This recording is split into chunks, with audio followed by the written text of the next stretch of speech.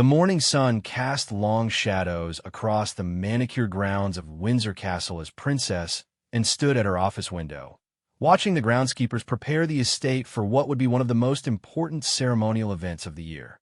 The annual Order of the Garter ceremony was just 3 weeks away, and as the Princess Royal, she had every expectation of playing her traditional role in the proceedings. What she didn't know was that her name had already been quietly removed from the official ceremony list, and the reason behind this decision would soon shake the very foundations of the royal family. Charles had been king for over 2 years now, but the weight of the crown still felt heavy on his shoulders some mornings. Today was one of those mornings. He sat in his private study at Buckingham Palace, surrounded by ceremonial documents and guest lists that required his approval. His private secretary, Sir Michael Harrison, had been with the royal household for nearly 3 decades and had never seen the new king look so troubled. "Your Majesty," Sir Michael began carefully, "we need to discuss the final arrangements for the Garter ceremony. There's been a development that requires your immediate attention." Charles looked up from the papers spread across his mahogany desk. "What kind of development, Michael?" Sir Michael cleared his throat, a gesture that Charles had learned over the years usually preceded unwelcome news. "It concerns Princess and Sir.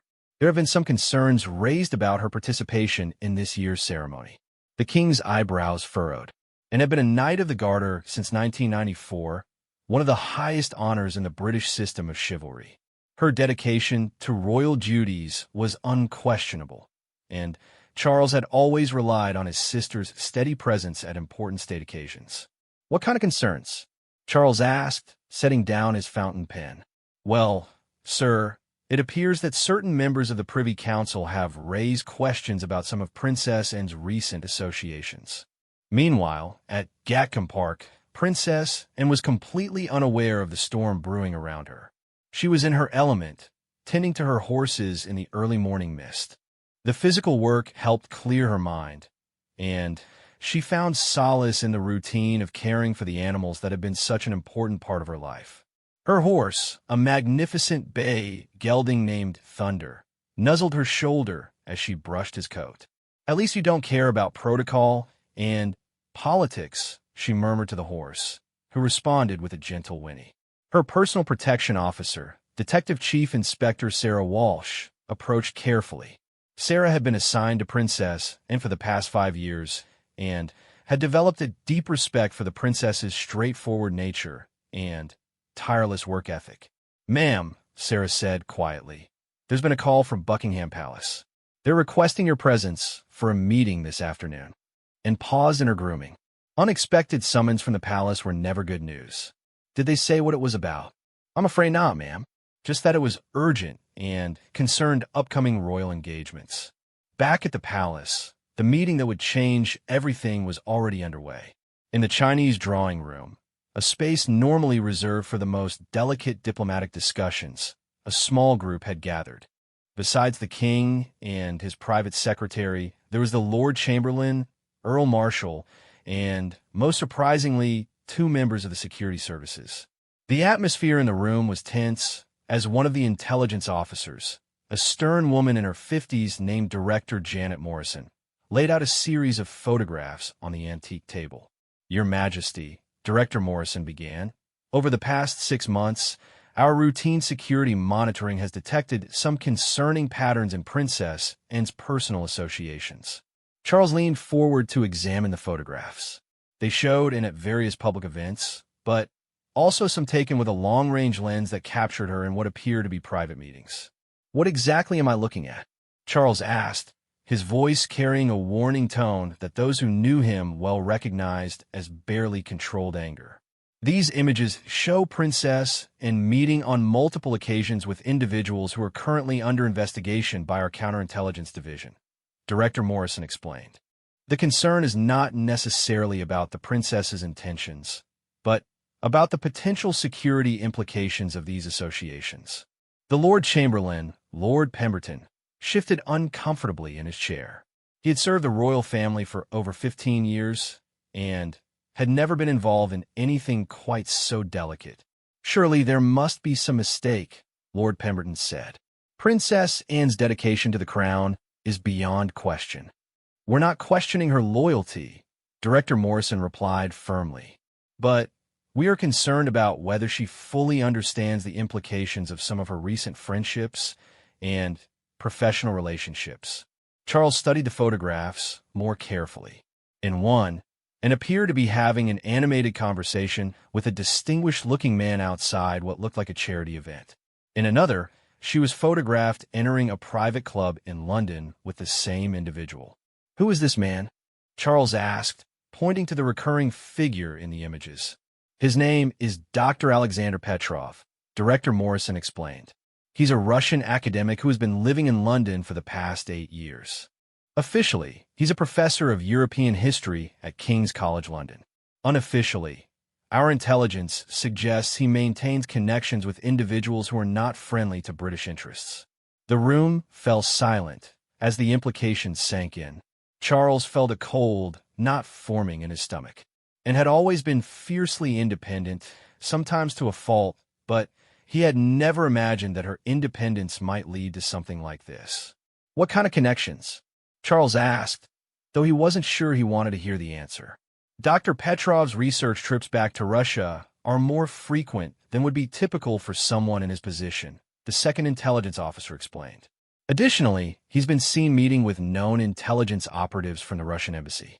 While this doesn't necessarily mean anything sinister, combined with his developing relationship with Princess, and it creates a significant security concern."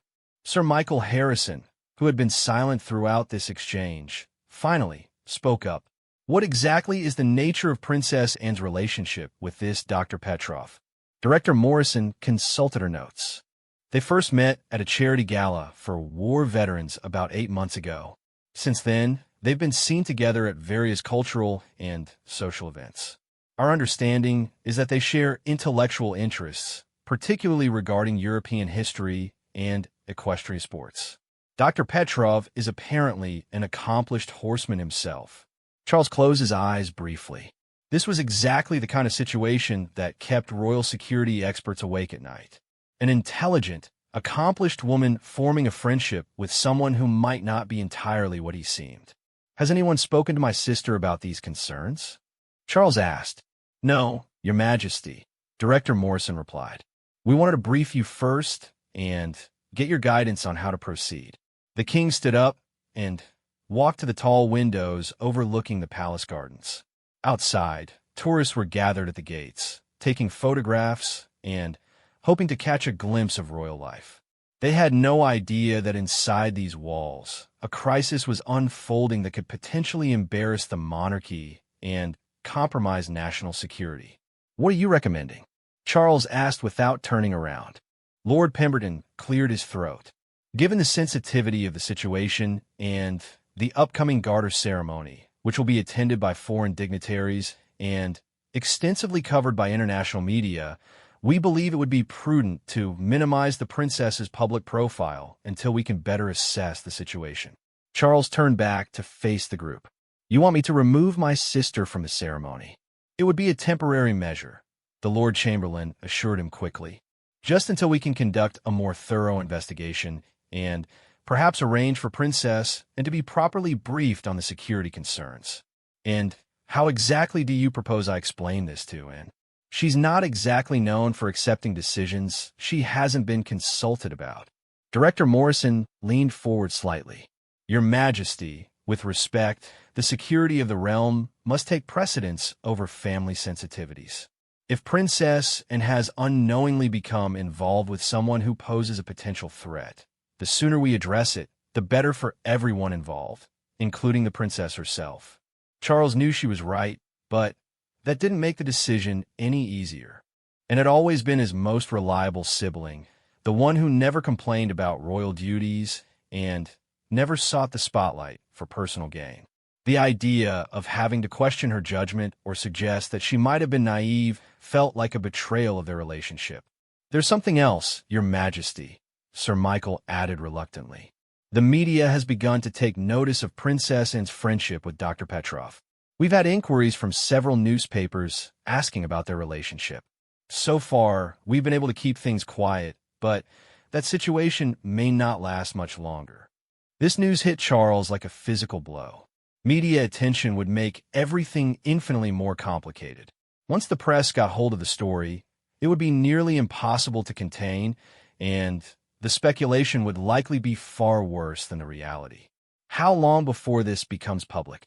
Charles asked. That's difficult to predict, Sir Michael replied.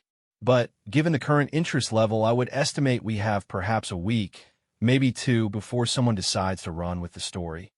Charles returned to his seat, feeling the weight of the crown more heavily than ever. Every decision he made as king had ramifications that extended far beyond his personal preferences or family relationships. But this was his sister, someone he had known and trusted his entire life. I need to speak with and personally before any decisions are made, Charles said finally.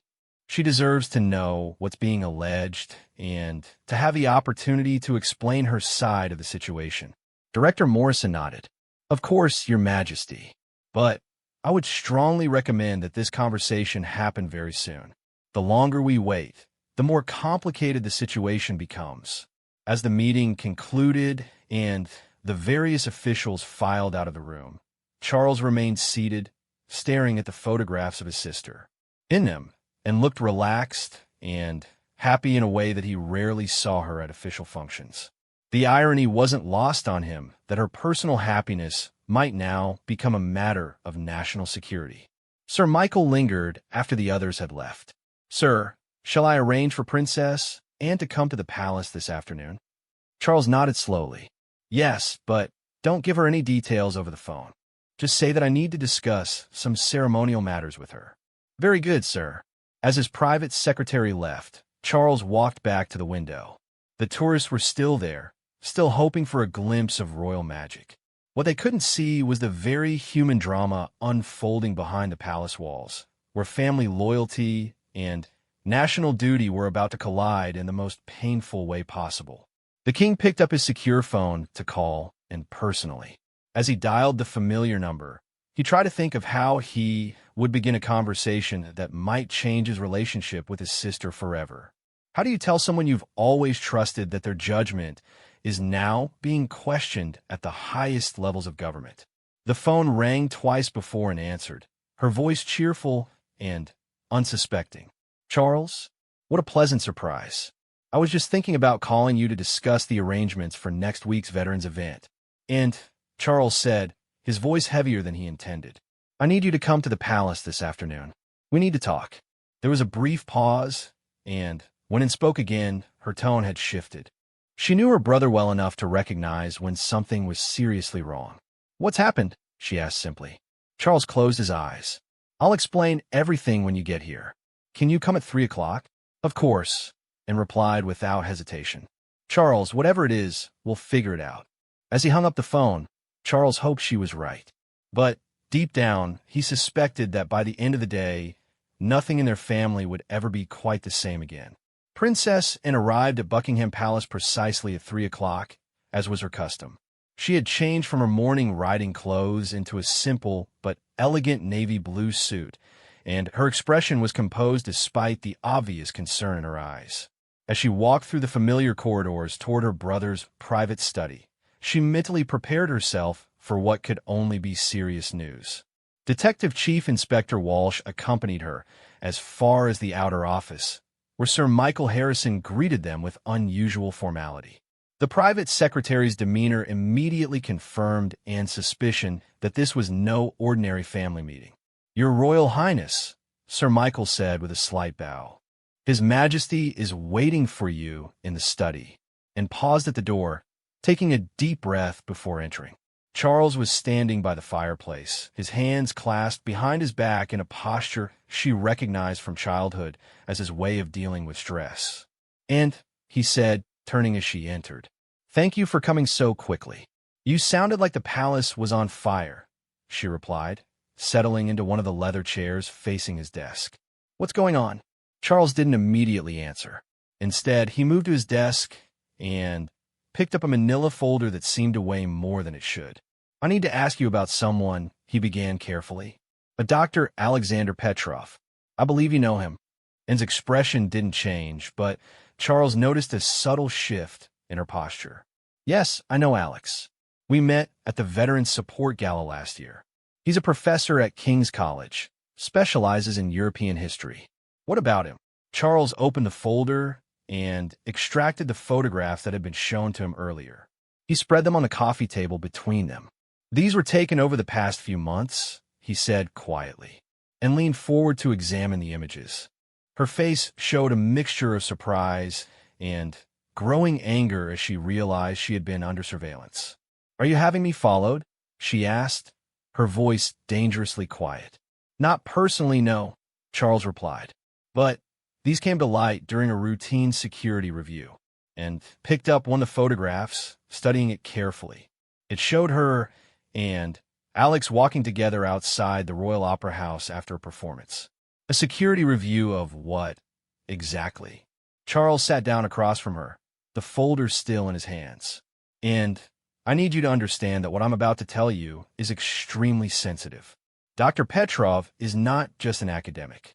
Our security services have reason to believe he maintains connections with individuals who may not have Britain's best interests at heart. The color drained from Anne's face, but her voice remained steady. You're suggesting that Alex is some sort of spy? I'm not suggesting anything, Charles said carefully. I'm telling you what our intelligence services have discovered. Dr. Petrov has been making frequent trips to Russia, far more than would be typical for someone in his academic position. He's been observed meeting with known intelligence operatives from the Russian embassy. And set the photograph down and leaned back in her chair. For several moments, the room was silent except for the ticking of an antique clock on the mantelpiece. How long have you known about this? She asked finally. I was briefed this morning, Charles replied. The first time I heard Dr. Petrov's name was 3 hours ago. And based on one briefing from intelligence officers who see conspiracies in their morning tea, you've decided to question my judgment and my loyalty. Charles felt his temper flare, but forced himself to remain calm. Your loyalty has never been in question, but your safety and the security of the family has to be my priority. And stood up and walked to the window, her movements sharp with controlled anger. What exactly is it that you think Alex and I are doing? Planning to overthrow the government? Sharing state secrets over dinner? And please try to understand. She turned back to face him, and Charles was struck by how hurt she looked beneath the anger. No, you try to understand.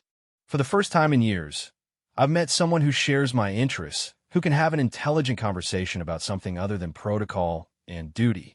Someone who doesn't treat me like a museum piece or a photo opportunity. The pain in her voice made Charles realize just how lonely his sister's life had become. As members of the royal family, they all sacrificed personal relationships for duty, and had perhaps paid a higher price than most. I'm not saying you can't have friends, Charles said softly, but surely you can understand why this particular friendship raises concerns. Based on what? Guilt by association? The fact that he was born in Russia? He's been living in Britain for 8 years, Charles.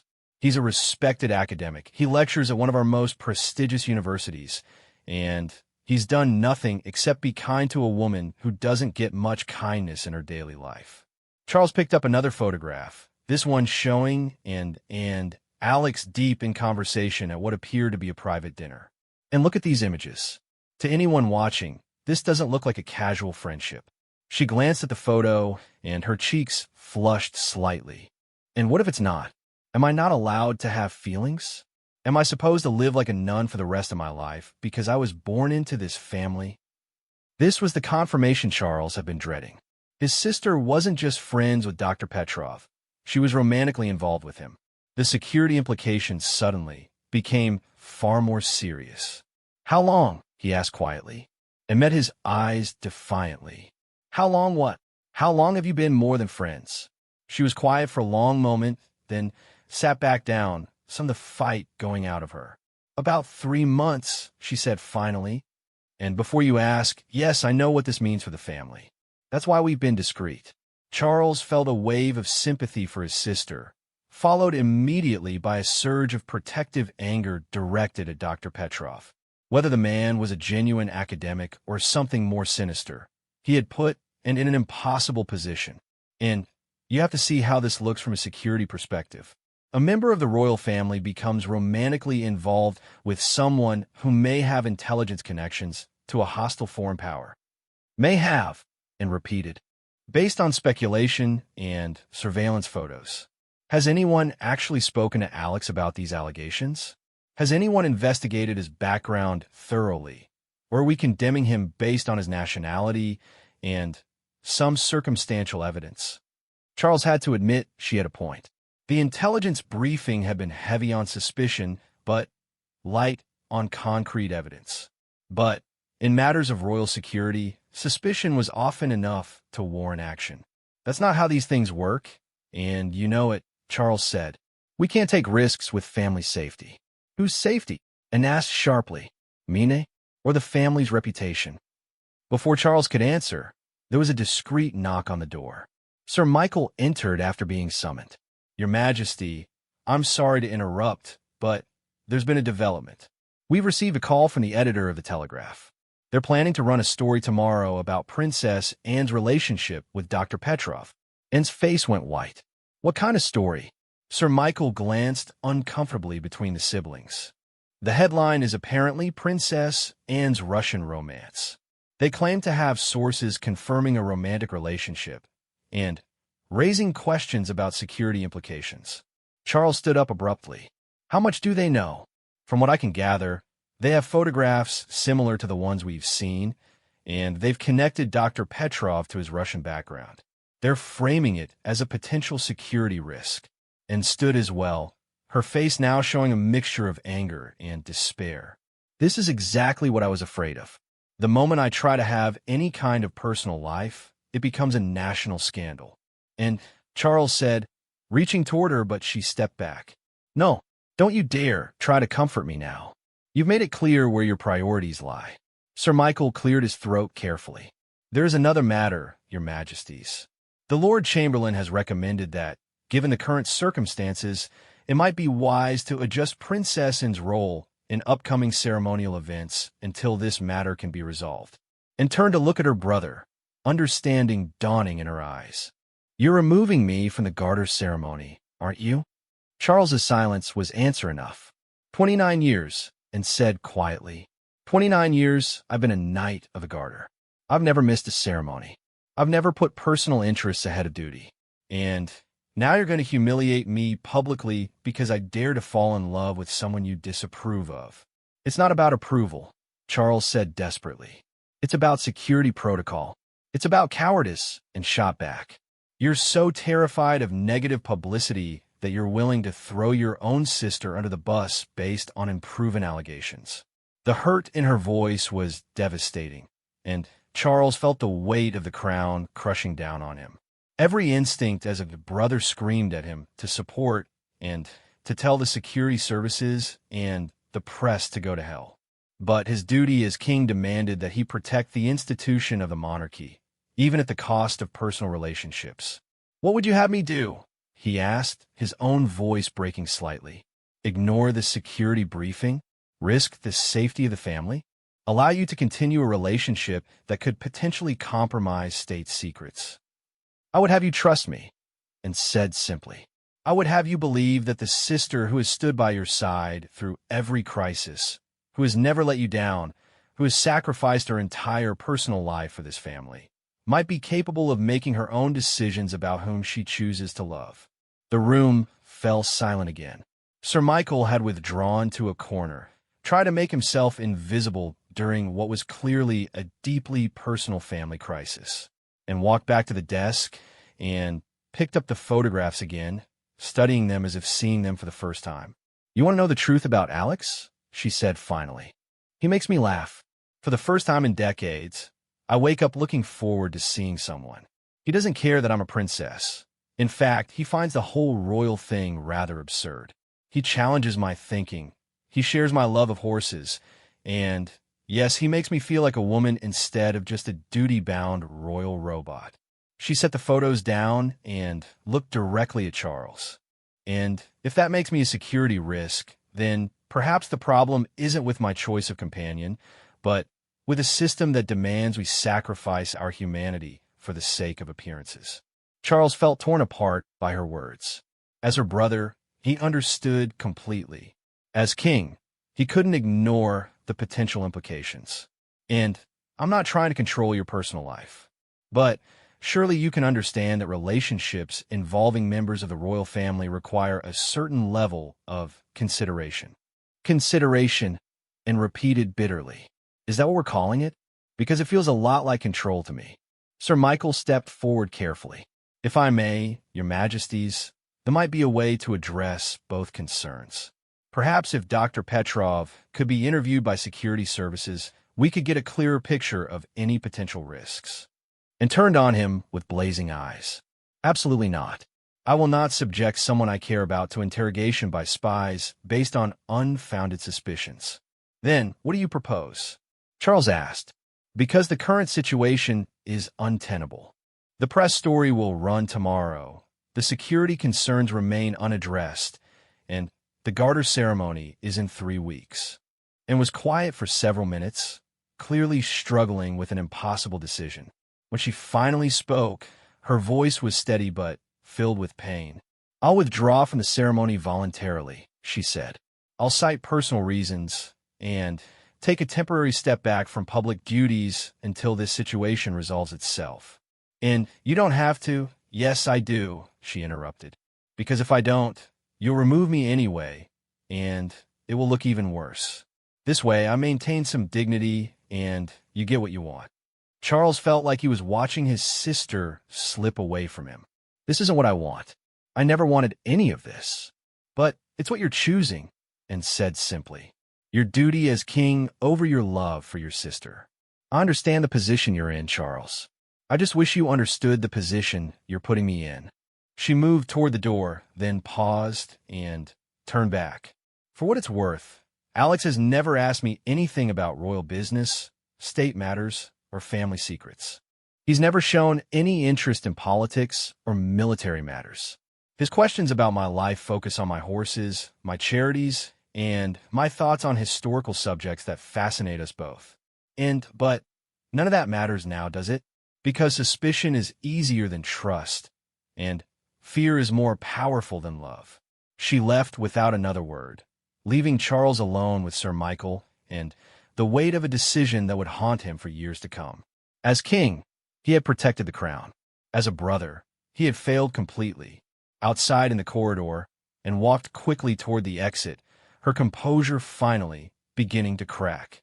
DCI Walsh fell in a step beside her, not asking questions, but providing the steady, supportive presence that and desperately needed. As they reached the palace entrance, his phone buzzed with a text message. It was from Alex. Looking forward to dinner tomorrow. I have something important to tell you. And stared at the message, wondering what else could possibly go wrong. She had no way of knowing that Alex's important news would change everything, and that the truth about their relationship was far more complicated than anyone had imagined. The next morning brought no relief to the royal household.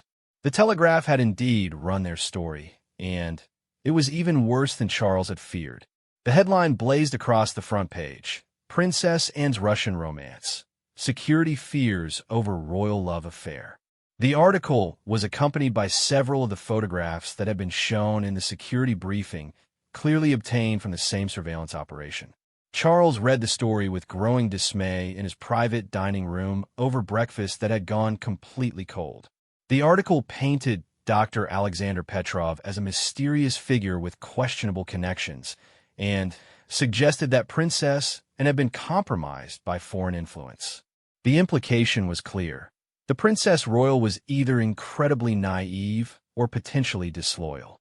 Sir Michael entered with an expression that suggested the situation was about to get worse. Your Majesty, the phones have been ringing constantly since the story broke. We've had calls from Parliament, the Cabinet Office, and several allied intelligence services expressing concern. The Prime Minister's office has requested an urgent briefing on the security implications. Charles set down the newspaper with a heavy sigh. And Princess Anne has issued a statement through her office announcing that she will be taking a temporary leave from public duties for personal reasons. She's also canceled all her engagements for the next month. Where is she now? At Gatcombe Park, sir. She's not taking calls from anyone except her closest staff. Charles felt a stab of guilt. His sister was essentially in exile, and he was partly responsible. What about Dr. Petrov? Has there been any response from him? Sir Michael consulted his notes. That's where things become more interesting, Your Majesty. Dr. Petrov has also seemingly disappeared. King's College reports that he called in sick yesterday and hasn't responded to messages since. His flat in Bloomsbury appears to be empty. This news sent a chill down Charles's spine. If Petrov had fled after the security concerns were raised, it might confirm the worst suspicions about his motives. Have the security services located him? They're working on it, sir. But his disappearance certainly doesn't help dispel concerns about his true intentions. Meanwhile, at Gatcombe Park, Princess Anne was experiencing her own crisis. She had spent the night reading and rereading Alex's text message, trying to understand what he could have wanted to tell her. His sudden disappearance after the newspaper story broke seemed to confirm everyone's worst fears about him. DCI Walsh found her in the stable, mechanically grooming the same horse she had been working on for over an hour. "Ma'am," Sarah said carefully, "there's been another development. Dr. Petrov's colleague at King's College, Professor Margaret Thornby, has been trying to reach you. She says it's urgent and concerns Dr. Petrov's disappearance." And paused in her grooming. What does she want? She wouldn't say over the phone, but she's asked to meet with you personally. She says Dr. Petrov left something for you, against her better judgment, and despite Sarah's security concerns, and agreed to meet Professor Thornby at a private location away from press attention. They arranged to meet at Sarah's sister's cottage in the Cotswolds, a place that offered complete privacy and security. Professor Margaret Thornby turned out to be a woman in her early 60s with intelligent eyes and an obvious air of concern. She carried with her a sealed envelope and what appeared to be an old leather journal.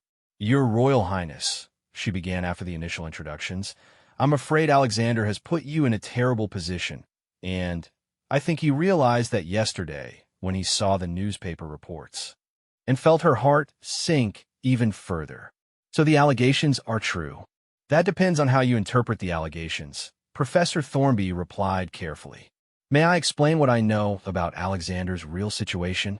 She opened the leather journal and showed in pages of handwritten notes in what appeared to be Russian, interspersed with English translations and academic observations.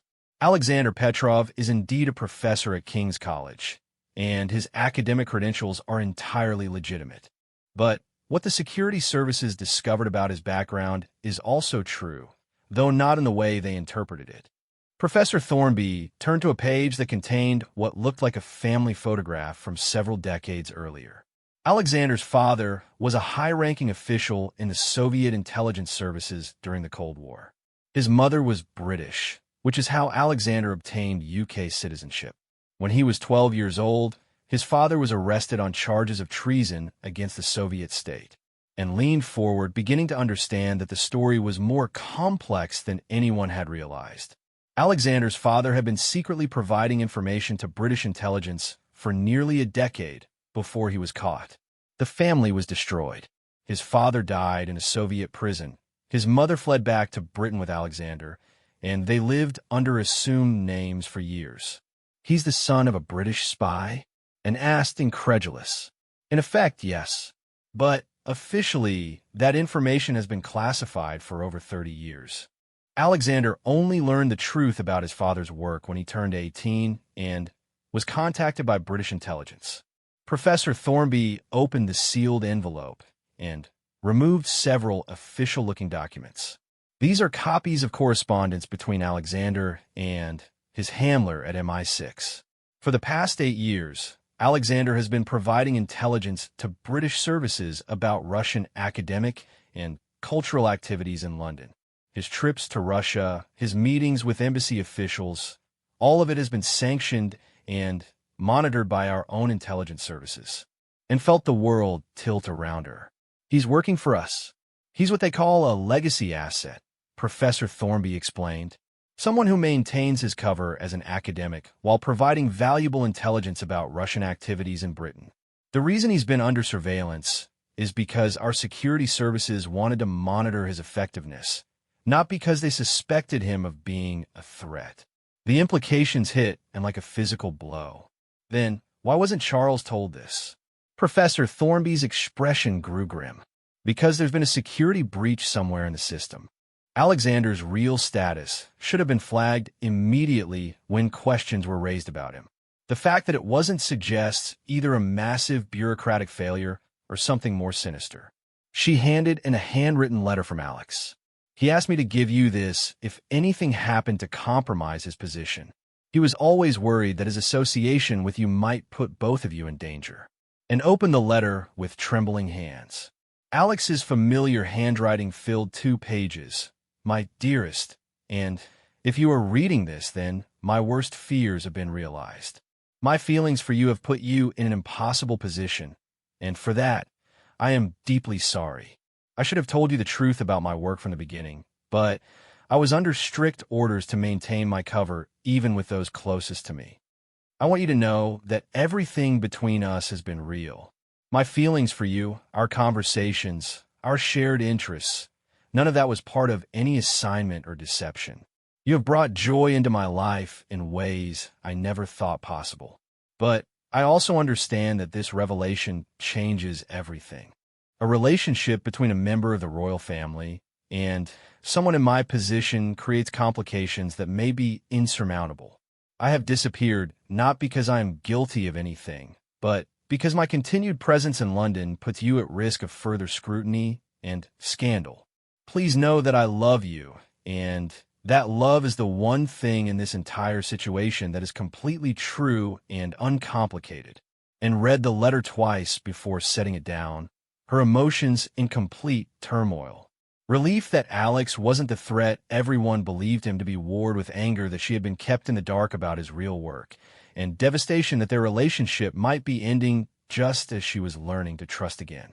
Where is he now? She asked Professor Thornby. I honestly don't know.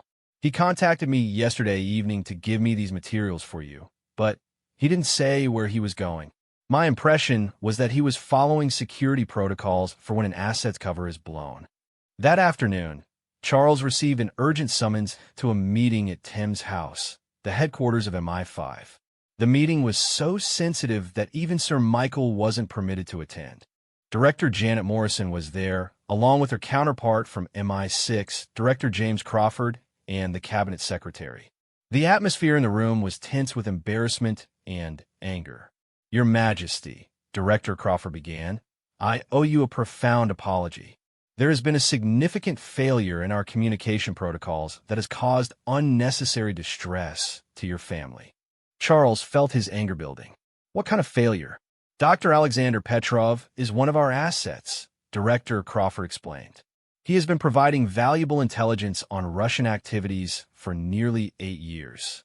His relationship with Princess and was monitored by our services, but not because we suspected him of being a threat. We were concerned about protecting both him and the Princess from any security risks that might arise from their association. Charles stared at the intelligence directors in disbelief. Are you telling me that my sister has been put through this ordeal because of a bureaucratic mix-up? It's more serious than that, sir, the cabinet secretary interjected. Someone deliberately withheld Dr. Petrov's true status when the security concerns were raised. We're investigating whether this was an attempt to manipulate the royal family for unknown purposes. The full scope of what had happened began to dawn on Charles. Someone had used the security apparatus to create a crisis that would damage his relationship with and potentially embarrass the royal family. But who would benefit from such a scheme? Who had access to the information about Petrov's real status? Charles asked. Director Morrison consulted her notes. The knowledge was compartmentalized among a very small group. Only 6 people in the entire intelligence community knew his true role. And they were 2 directors, myself included, Dr. Petrov's handler, and 3 members of the oversight committee responsible for monitoring long-term assets. Charles felt a cold realization settling in. Someone in that group wanted this crisis to happen. That's our assessment, Director Crawford confirmed. We're conducting a full investigation, but it will take time to determine who is responsible and why. Meanwhile, my sister's reputation has been damaged. The press has painted her as a security risk, and Dr. Petrov has been forced to disappear. We're working on solutions for all of those problems, the cabinet secretary assured him. But the immediate priority is ensuring that no further damage is done while we investigate. Charles stood up abruptly. The immediate priority is fixing the damage that's already been done to my family. I want Dr. Petrov found and brought back safely. I want a full explanation prepared for Princess. And I want whoever orchestrated this held accountable. As he left Tim's house, Charles felt a fury unlike anything he had experienced since becoming king. Someone had used his own security services to attack his sister, and he was going to make sure they paid for it. But first, he needed to call and try to repair the damage that had been done to their relationship. He only hoped it wasn't too late. Back at Gatcombe Park, and was sitting in her study, staring at Alex's letter and wondering how her life had become so complicated. When her private phone rang and Charles's name appeared on the screen, she almost didn't answer. And Charles said as soon as she picked up, "I need to see you immediately. There's been a development that changes everything." "I'm not sure I want to hear any more developments," and replied wearily. "And Alex isn't what we thought he was. He's been working for British intelligence all along. Someone deliberately withheld that information to create this crisis." And felt her world shift again. "What are you saying?" "I'm saying that we've both been manipulated, and I owe you an apology that I may never be able to make adequately. Can you come to the palace? There's a lot we need to discuss." Asin agreed to the meeting. She realized that the crisis was far from over. If someone had deliberately orchestrated the situation, then they were still out there, still dangerous, and still unknown. The truth about Alex's work was just the beginning of a much larger mystery. The emergency meeting at Buckingham Palace brought together the most senior members of the royal household and British intelligence services. Princess arrived to find Charles waiting with Director Crawford from MI6, Director Morrison from MI5, and the cabinet secretary. The atmosphere was tense with the weight of betrayal and the urgency of damage control, and took her seat with obvious reluctance, still processing the revelation that Alex had been working for British intelligence all along. Her anger at being deceived was tempered by relief that the man she loved wasn't the threat everyone had believed him to be. "Before we begin," Charles said, "I owe you an apology, and I should have trusted your judgment, and I should have demanded complete information before making any decisions about your participation in royal duties." And nodded stiffly. "Apology noted.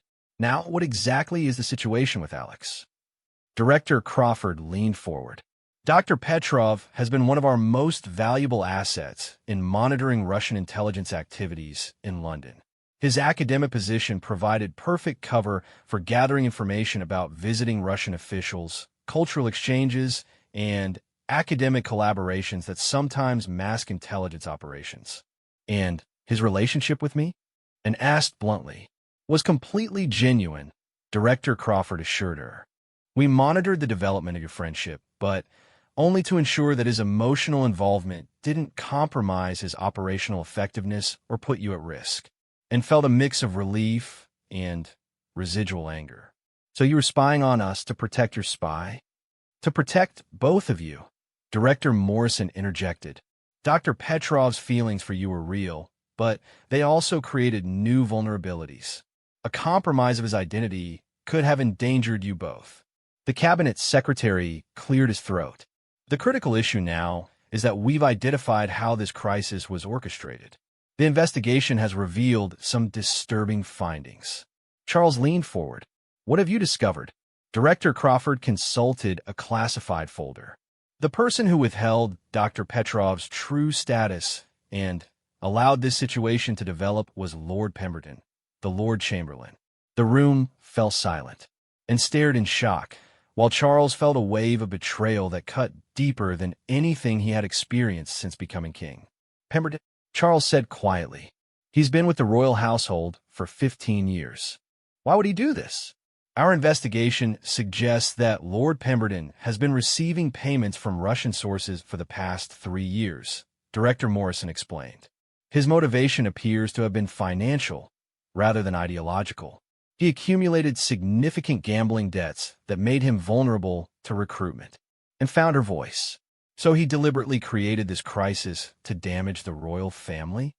The evidence suggests that the primary goal was to identify and neutralize Dr. Petrov as an intelligence asset, the cabinet secretary explained. Damaging your reputation and creating division within the royal family appear to have been secondary benefits from the Russian perspective. Charles felt sick. How long has he been compromised? Possibly since shortly after his appointment as Lord Chamberlain. We're reviewing every major decision he's been involved in during that time. The implications were staggering. Lord Pemberton had been present at countless sensitive meetings, had access to royal schedules and security arrangements, and had been instrumental in coordinating ceremonial events attended by foreign dignitaries. Where is he now? Charles asked. In custody, Director Crawford replied. He was arrested this morning on charges of espionage and treason. He's confessed to his role in this operation and is cooperating with our investigation, and stood up and walked to the window, trying to process the magnitude of the betrayal. And Alex? Where is he? That's a more complicated situation, Director Morrison admitted. Dr. Petrov followed standard protocols when his cover was blown and went to a secure location. However, he's refusing to return to active duty unless we can guarantee that his relationship with you won't be used against either of you again. Charles looked at his sister's profile as she stood by the window. What exactly is he demanding? He wants official clearance to reveal his true status to Princess and permission to maintain their relationship without interference from intelligence services. He's also insisting on a public statement that clears Princess and of any security concerns, and turn back to face the group. And what are you willing to offer? Director Crawford exchanged glances with his MI5 counterpart. We're prepared to make accommodations that would allow Dr. Petrov to continue his work while maintaining a relationship with you, provided certain security protocols are observed. What kind of protocols? Charles asked. Regular security briefings for Princess and about the nature of Dr. Petrov's work and any potential risks. Coordination between Dr. Petrov's intelligence activities and Princess Anne's official duties to prevent conflicts. And, most importantly, complete transparency between our services and the royal household to prevent any future manipulation. And return to her seat. And what about the public damage that's already been done? The newspapers have painted me as either a security risk or a naive fool. My reputation may never recover from this. The cabinet secretary opened another folder. We have a comprehensive plan to address the public relations aspect. We'll be releasing information about Lord Pemberton's arrest and his role in creating this crisis. We'll also be making it clear that Princess Anne was the victim of a deliberate disinformation campaign designed to damage the royal family. Will that be enough to repair the damage? Charles asked. Combined with Princess Anne's return to full royal duties and her participation in the Garter ceremony, it should restore public confidence, the cabinet secretary assured them, and was quiet for several minutes, clearly struggling with the decision. When she finally spoke, her voice was steady but emotional. I want to see Alex before I make any decisions about the future. I need to hear from him directly what he wants, not what intelligence services think he wants. Director Crawford nodded. That could be arranged. We can set up a secure meeting this afternoon. And I want assurances that if I choose to continue the relationship, it will be on my terms, not dictated by security protocols. Within reason, that's acceptable, Director Morrison agreed. Charles leaned forward. And are you sure this is what you want? The complications of maintaining a relationship with an intelligence asset will never go away entirely. And met her brother's eyes. For the past 3 days, I believe that the man I love betrayed me. Now I discover that he's been serving his country with honor while being placed in an impossible position because of his feelings for me. Yes, I'm sure this is what I want. Later that afternoon, and was driven to a safe house in Surrey where Alex had been staying. The reunion was emotional and complicated, filled with relief, anger, hurt, and love in equal measure. "I'm sorry I couldn't tell you the truth," Alex said as they sat together in the secure location. "There were so many times I wanted to explain, especially when I realized how serious my feelings for you were becoming. I understand why you couldn't tell me," and replied. "But it hurt to think that everything between us might have been a lie. Everything personal between us was real," Alex assured her. "My work is one part of my life, but my love for you exists completely separately from that." They talked for hours, working through the complicated emotions of the past few days and discussing what their relationship might look like going forward. "The intelligence services want me to continue my work," Alex explained. "But I've told them that I won't do it unless we can be honest with each other about the basic realities of what I do." "And what does that mean for us?"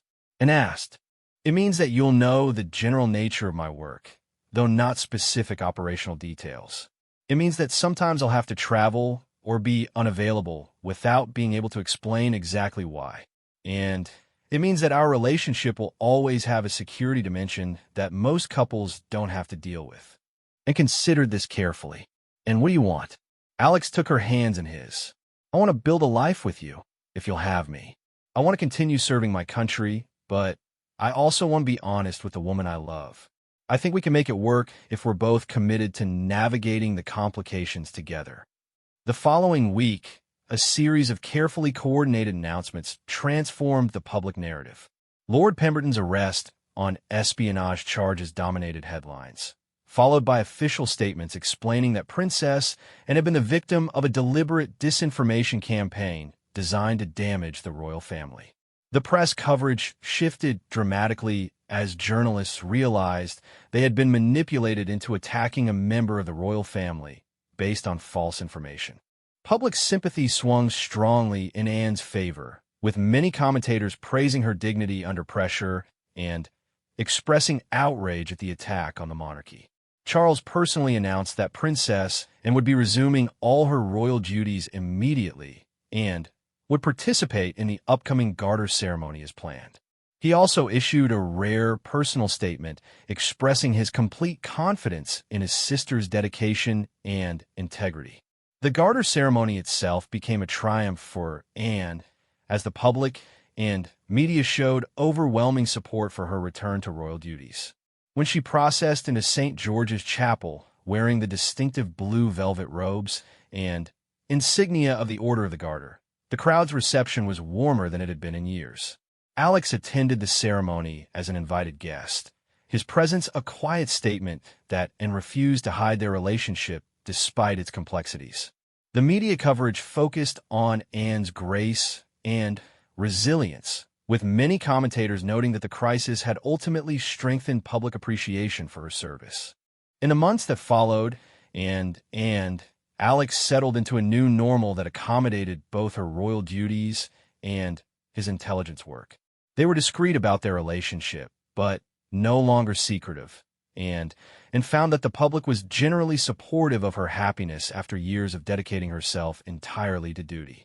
The investigation into Lord Pemberton's activities revealed the extent of Russian efforts to penetrate and manipulate British institutions. His prosecution served as a warning to other potential traitors and led to significant reforms in how security clearances were monitored and maintained. Charles and Anne's relationship, meanwhile, was ultimately strengthened by the crisis. The king's willingness to admit his mistakes and fight for his sister's vindication restored the trust between them, while Anne gained a new appreciation for the impossible pressures Charles faced as monarch. One evening, 6 months after the crisis began, and Alex were walking through the grounds of Gatcombe Park, discussing plans for a quiet weekend together. The autumn air was crisp, and the countryside was painted in the golden colors that Anne loved most. "Do you ever regret how complicated our lives are?" Anne asked as they paused by a paddock where her horses were grazing. Alex considered the question seriously. "I regret that other people tried to use our feelings against us," he said finally. "But I don't regret falling in love with you, no matter how complicated it's made everything else." And smiled, feeling at peace in a way she hadn't experienced for years. The crisis that had threatened to destroy her life had ultimately led to a deeper understanding of what truly mattered: family loyalty, personal integrity, and the courage to love despite the risks. Besides, Alex added with a grin, dating a princess has to be the best cover story an intelligence officer could ask for. Who would suspect someone living such a public life?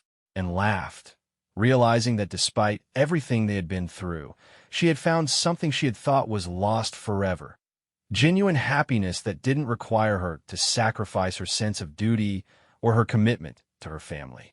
As they walked back toward the house and reflected on how the crisis had taught her that sometimes the greatest threats to happiness come not from external enemies, but from the fear of taking risks for love. The investigation had revealed the enemy within the royal household, but it had also revealed the strength that came from trust, honesty, and the willingness to fight for what mattered most. The future remained uncertain in many ways, but and had learned to embrace that uncertainty as part of the price of a life lived fully. She had her work, her family, and her love, and for the first time in decades, that felt like more than enough.